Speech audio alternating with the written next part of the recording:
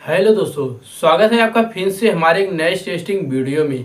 आज की इस वीडियो में हम बात करने वाले हैं एक ऐसे पेनी स्टॉक के बारे में जिसका फंडामेंटल काफ़ी ज़्यादा अच्छा है। अगर दोस्तों आप इस शेयर को बाई करते हैं तो आगे चलकर आपको बहुत ही ज़्यादा लाभ होगा।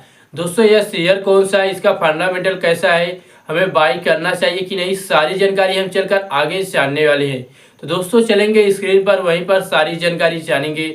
लेकिन अभी तक आपने इस वीडियो को लाइक नहीं किया है तो इस वीडियो को लाइक कर दें, क्योंकि आपके लाइक करने से हमें मोटिवेट मिलता है। तो चलते हैं स्क्रीन पर, वहीं पर सारी जानकारी जानते हैं। तो दोस्तों देख सकते हैं हम चार्ट पे आ चुके हैं। सबसे पहले बात करते हैं मार्केट कैप की। दोस्तों हमने आपको बताया कि मार्केट कैप जितना बड़ा रहता है उतना रिस्क कम रहता है, जितना छोटा मार्केट कैप रहेगा उतना ज़्यादा रिस्क बढ़ जाता है। तो दोस्तों देख सकते हैं जो ये इसका मार्केट कैप है उसकी जो वैल्यू है वो दोस्तों कितनी है, 2367 करोड़ रुपए की है। यानी दोस्तों यह मार्केट कैप काफ़ी ज़्यादा बड़ा है। दोस्तों हम बात करते हैं स्टॉक पी का। जैसा कि यहाँ पर आप देख सकते हैं दोस्तों, हमने आपको बताया स्टॉक पी का मतलब होता है प्राइस टू अर्निंग। यानी दोस्तों इस शेयर में अगर हमें 1 रुपया कमाना है तो हमें कितने रुपए लगाने होंगे, तब जाकर हम 1 रुपया कमा पाएंगे। और हमने आपको दोस्तों यह भी बताया था कि स्टॉक पी जो है वह 1 से 10 के बीच में रहना चाहिए, तब हमारे लिए काफ़ी ज़्यादा अच्छा रहता है। यहाँ पर आप देख सकते हैं जैसा कि स्टॉक पी का जो वैल्यू है वह कितना है, 83.2 यानी 83 रुपये 20 पैसे है, जो कि काफ़ी ज़्यादा है। अब दोस्तों इसी के बाद हम बात करते हैं ईपीएस। जैसा कि यहाँ पर आपको दिखाई दे रहा होगा दोस्तों, हमने आपको बताया कि ईपीएस का मतलब होता है अर्निंग पर शेयर। यानी दोस्तों हमें 1 रुपये कमाने के लिए इसमें कितने पैसे लगाने पड़ते हैं या कितने रुपए की अर्निंग होती है, ये हमें बताता है ईपीएस। तो देख सकते हैं जो ईपीएस है वह कितना है, 0.19 है। और दोस्तों इसी के बाद हम बात करेंगे डेप्ट की। दोस्तों जैसा कि आप देख सकते हैं इसी के नीचे लिखा हुआ है डेप्ट। दोस्तों यहाँ पर डेप्ट लिखा हुआ है। इससे पहले हम जान लेते हैं डेप्ट टू इक्विटी जो यहाँ पर लिखा हुआ है।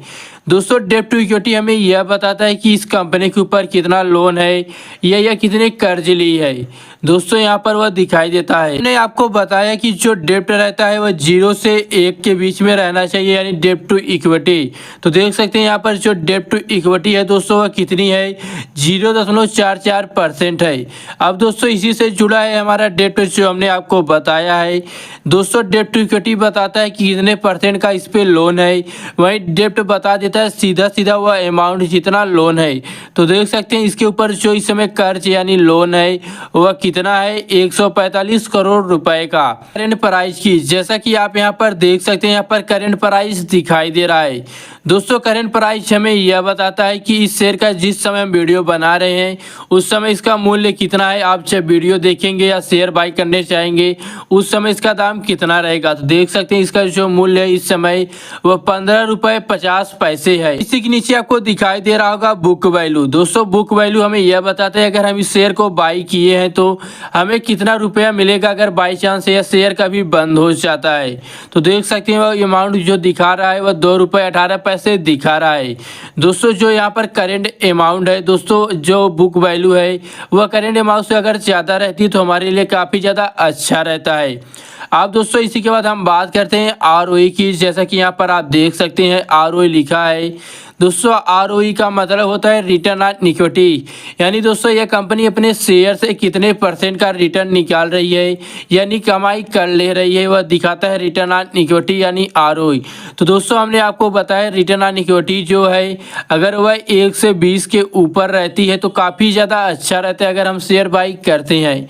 तो देख सकते हैं यहाँ पर जो रिटर्न ऑन इक्विटी है वह 10.04% है। अब दोस्तों इसी के बाद हम बात कर लेते हैं यहाँ पर हाई लो की। यानी दोस्तों इस शेयर का जो वैल्यू है कितना ज़्यादा बढ़ा था कितना ज़्यादा घटा था पिछले 52 वीक यानी 52 हफ्तों में। तो देख सकते हैं जो इसकी हाई सबसे वैल्यू है वह 17 रुपये 60 पैसे। लोवेस्ट वैल्यू यानी सबसे कम वैल्यू है वह 9 रुपये 90 पैसे है। इवेंट लास्ट ईयर की, जैसा कि यहाँ पर लिखा हुआ है दोस्तों यह इस समय शो नहीं कर रहा है। फेस वैल्यू की, जैसा कि यहाँ पर है दोस्तों आपको ज़्यादातर फेस वैल्यू जो लिखा हुआ मिलेगा वह 5 रहता है या 10 लिखा रहता है।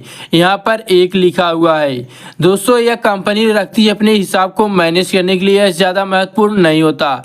अब इसी के बाद हम दोस्तों बात कर लेते हैं नेट प्रॉफिट की।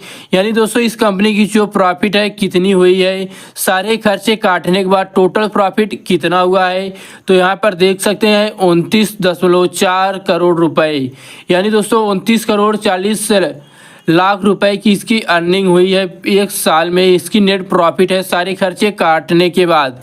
यहीं पर नेट सीएफ आपको दिखाई दे रहा है दोस्तों, यह बताता है कि इसके जो खर्चे हैं उसे काटने के बाद, सारे खर्च काटने के बाद कितने प्रॉफिट हुए हैं वह दिखाई देता है कैश में।